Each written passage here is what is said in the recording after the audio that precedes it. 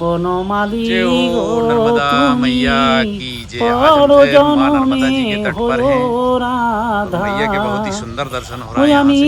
মরিয়া হইব শ্রী নন্দের নন্দ, তোমাকে বানাবো রাধা। বনমালী গো তুমি পর জনমে হয়ো রাধা। ও তুমি আমারি মতন কান্দিও কাঁদিও, কৃষ্ণ साथ কৃষ্ণ में हमारे महाराज जी নাম नर्मदे नर्मदे हर हर। महाराज जी মুমেতে नर्मदे। বলিও। ও রাধারো প্রাণে কত ব্যথা,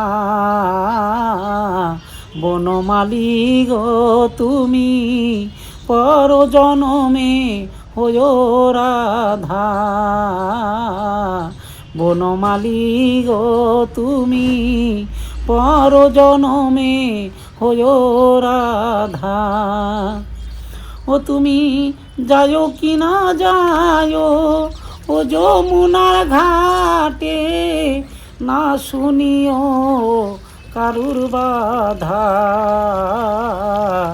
বনমালী গো তুমি পর জনমে হয়ো রাধা। বনমালী গো তুমি পর জনমে হয়ো রাধা। महाराज जी जैसे कि आप अभी माँ नर्मदा जी की परिक्रमा कर रहे हैं, पैदल परिक्रमा कर रहे हैं, काफी कठिन परिक्रमा कर रहे हैं। आप किडनी रोग से भी पीड़ित थे, आपकी किडनी ठीक हो गई माँ नर्मदा जी से प्रार्थना करने पर और माँ नर्मदा जी की परिक्रमा का संकल्प लेने पर। हम देख रहे हैं कि आपकी पूरी किडनी फेल हो गई थी, लेकिन मैया के आशीर्वाद और मैया की कृपा से आपकी किडनी ठीक हो गई और माँ नर्मदा जी की परिक्रमा आप सफलतापूर्वक कर रहे हैं। एक दिन में 20-25 किलोमीटर चलते हैं। तो मैं महाराज जी जो मैया की आप जो परिक्रमा कर रहे हैं, ये परिक्रमा के विषय में थोड़ी सी जानकारी देने की कृपा करें ना महाराज जी। देखिए महाराज जी, शास्त्र मत और संत मत से 4 प्रकार की परिक्रमा बताई गई है। पहली परिक्रमा है मुंडमाल, जैसे हम ये मणि मोती होता है, यहाँ से हम शुरुआत करते हैं। तो वैसे चलते चलते जहाँ यहाँ पहुँचते हैं तो माला पूर्ण होती है। वैसे मैया का कोई भी किनारे से आप परिक्रमा प्रारंभ कीजिए, वहाँ पहुँचने के बाद परिक्रमा पूर्ण हो जाती है। उसमें समुद्र में उत्तर तट से दक्षिण तट, दक्षिण तट से उत्तर तट, एक ही बार तट परिवर्तन करना है। समुद्र को आप दक्षिण से ओमकारेश्वर से परिक्रमा अधिक उठाते हैं, क्योंकि आप कोई भी मैया के तीर्थ से परिक्रमा उठा सकते हैं, लेकिन जब तक आप ओमकारेश्वर में जल नहीं चढ़ाओगे, तब तक परिक्रमा पूर्ण नहीं मानी जाती। इसलिए 90% लोग ओमकारेश्वर से परिक्रमा उठाते हैं और ये उसको मुंडमाल कहते हैं। वो वही पहली परिक्रमा। दूसरी परिक्रमा जलहरी परिक्रमा कहते हैं। जैसे अमरकंटक से परिक्रमा उठाई तो चलते चलते चलते छेला तीर्थ है विमलेश्वर, आखिरी तीर्थ विमलेश्वर पहुंचने के बाद तट परिवर्तन नहीं करना है। पहली परिक्रमा में आप तट परिवर्तन करना है, समुद्र में नाव से उत्तर तट जाना है, लेकिन इस परिक्रमा में तट परिवर्तन नहीं करना, वापस आना है ओमकारेश्वर से आने के बाद माइकी बगिया से उत्तर तट पे छेला तीर्थ है, आखिरी तीर्थ मीठी तलाई होके वापस अमरकंटक आना है। 2 बार वो परिक्रमा की जाती है, उसको कहते हैं जलहरी परिक्रमा, वो कम लोग उठाते हैं। और तीसरी परिक्रमा है हनुमान परिक्रमा। उसमें क्या है, आप अमरकंटक से परिक्रमा उठाई, उसमें आप इस पार से उस पार जा सकते हैं। हनुमान का मंदिर, जहाँ भी हनुमान का मंदिर आपको उसका दर्शन करो, वहाँ रुको। उसकी महिमा है कि हनुमान जंप परिक्रमा कहते हैं, जैसे हनुमान जंप मारते वैसे आप इस पार से उस पार जा सकते हैं। लेकिन उसमें हनुमान के दर्शन करना, हनुमान के मंदिर में रुकना और दोनों तट से इधर का उधर जाकर जैसे आप मीठी तलाई पहुंचोगे, वहाँ आपकी परिक्रमा पूर्ण हो जाती है। और चौथी परिक्रमा है मानसिक परिक्रमा, उसकी भी बहुत महिमा है। हम मानसिक परिक्रमा नर्मदा पुराण पट्टे सारे तीर्थों की वर्णन किया गया है।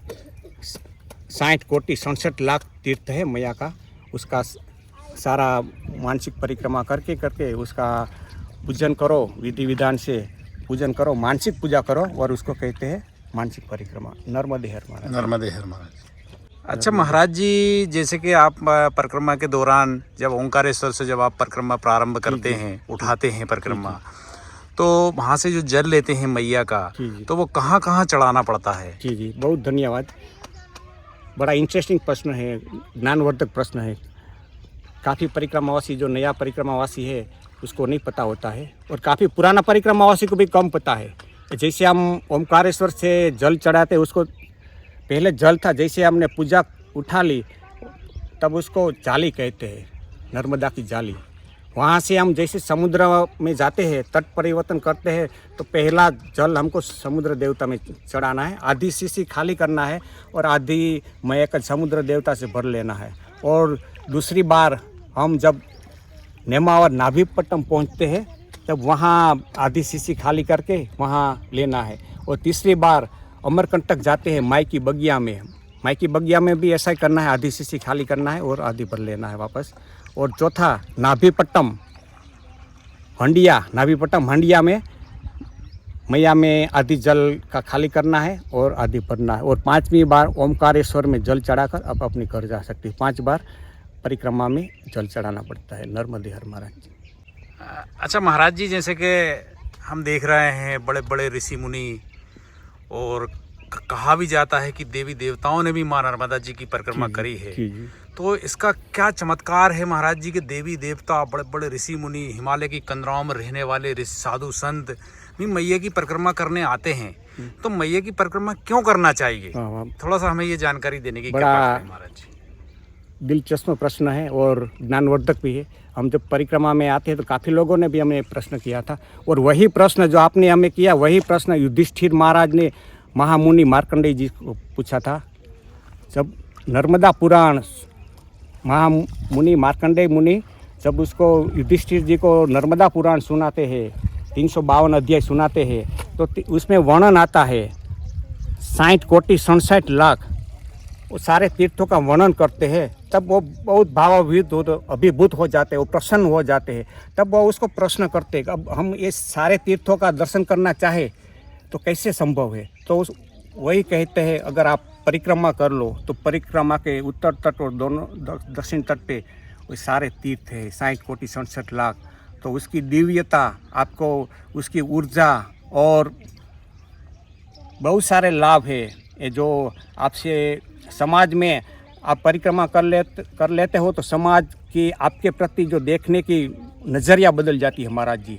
लोगों के प्रति आपकी निष्ठा, भावना और मान सम्मान बढ़ जाता है। उतना ही नहीं, जो आपसे कोई बैर रखता है, कोई किसी से आपसे ईर्ष्या है, वो भी आप अच्छी तरह से बात करेंगे, वो भी आपकी ईर्ष्या छोड़ देगा। वो मैया के प्रभाव इतना है, कोई भी एक बार परिक्रमा कर ले।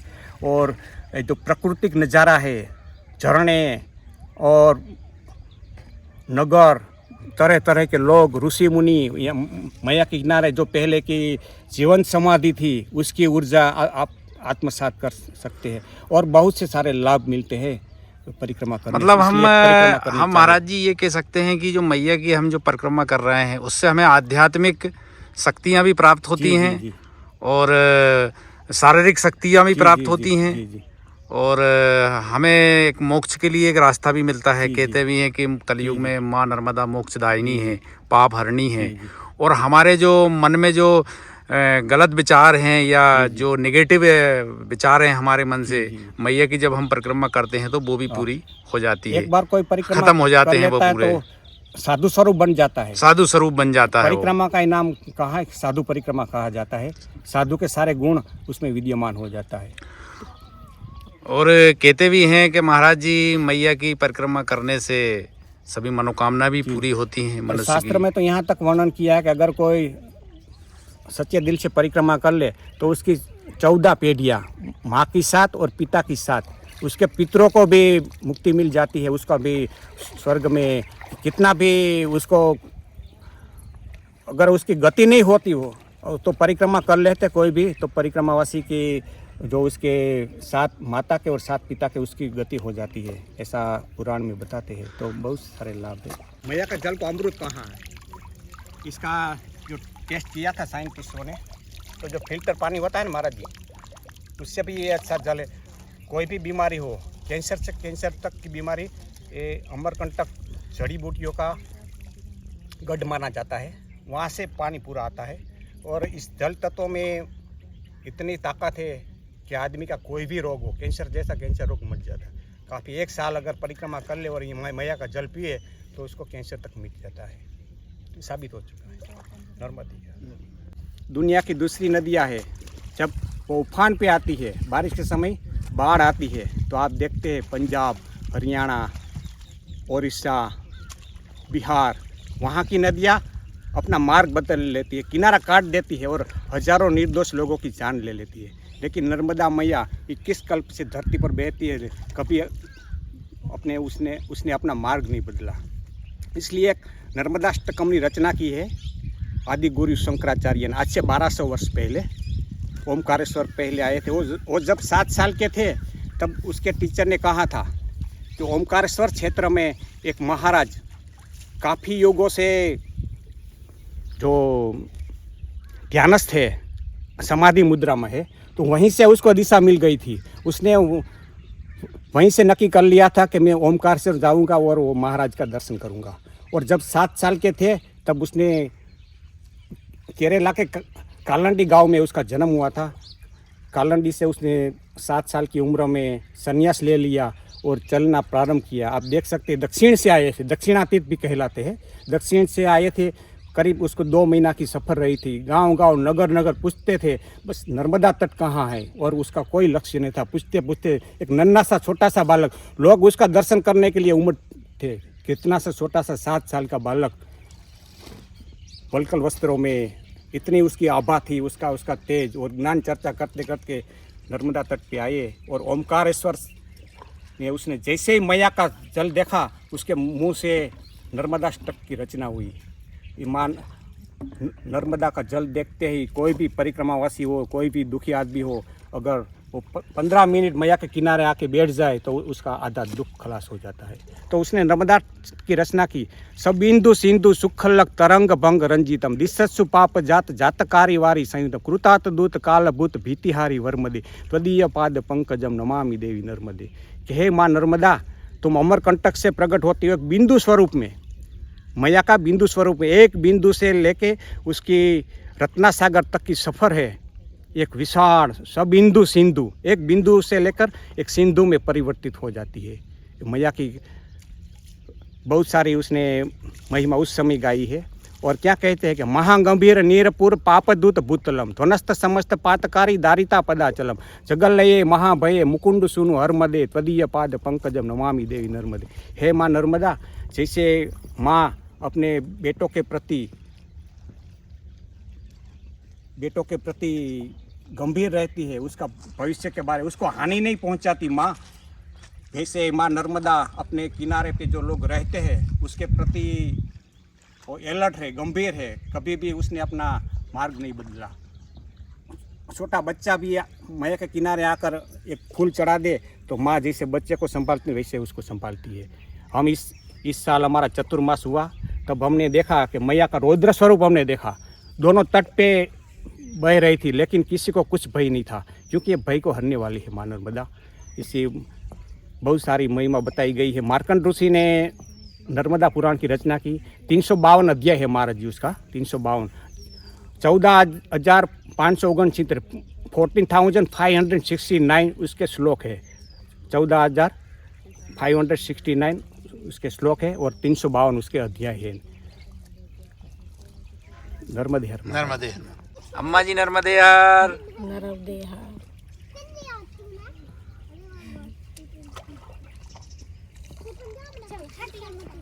वहाँ पे स्कूलों में बच्चों को अच्छा ज्ञान देने, अच्छी शिक्षा देने भी जाते हैं, पढ़ाने भी जाते हैं। और उनको पढ़ाने के लिए जो सामग्री होती है, पुस्तक हैं, कापी हैं, पेन पेंसिल हैं, ये भी आप दान करते हैं।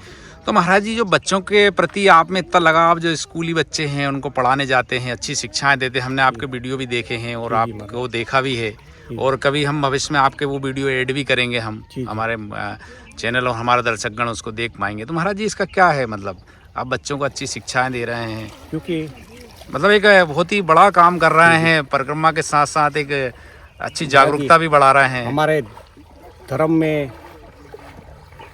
कई धर्म बताए गए हैं, इसमें एक धर्म है देश धर्म, फर्स्ट नेशन, राष्ट्र के प्रति जागरूकता। तो ये बच्चों को जो करप्शन है, भ्रष्टाचार, तो उस बच्चों को मैं यही बताता हूँ कि भ्रष्टाचार ये हमारे आने वाली पीढ़ी के लिए बहुत चैलेंज है। तो बच्चों में उसके जागृति आती है। और मैं बच्चों को यह भी बताता हूँ कि जब रावण माँ सीता का अपहरण करके ले जा रहा था, तब उसकी भेंट जटायु से होती है। तो जटायु को पता था अगर मैं रावण से युद्ध करूँगा तो हार जाऊँगा, फिर भी उसने उससे मुकाबला किया, युद्ध किया। तो जहाँ भी अन्याय होता हो तो हमें संगठित होकर उसका मुकाबला करना, उससे हमें ऐसी प्रेरणा लेनी चाहिए। और केवल प्राण निकलने से ही मृत्यु नहीं होती, मरा हुआ तो वो भी है जो अपने देश और संस्कृति पे आघात होता देखकर भी मौन है। तो ऐसी समय में हमें मौन नहीं रहना चाहिए।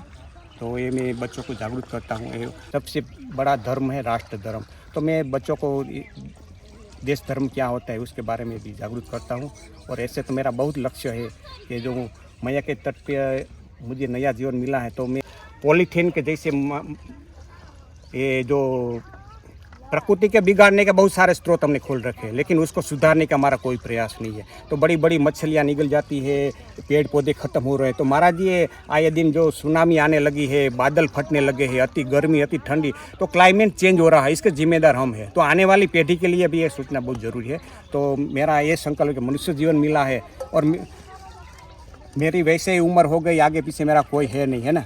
और मेरी इच्छा है इसकी कोई पब्लिसिटी की नहीं। अगर मेरी छोटी उम्र होती तो कोई कहता कि पब्लिसिटी करके अपना घर बसाएंगे, लेकिन तो मेरा कोई ऐसा स्वार्थ नहीं है और निस्वार्थ है। मुझे सेवा करते करते मेरा मृत्यु अंतकाल सुधारना। मृत्यु तो हर किसी के जीवन में आने वाला है महाराज जी।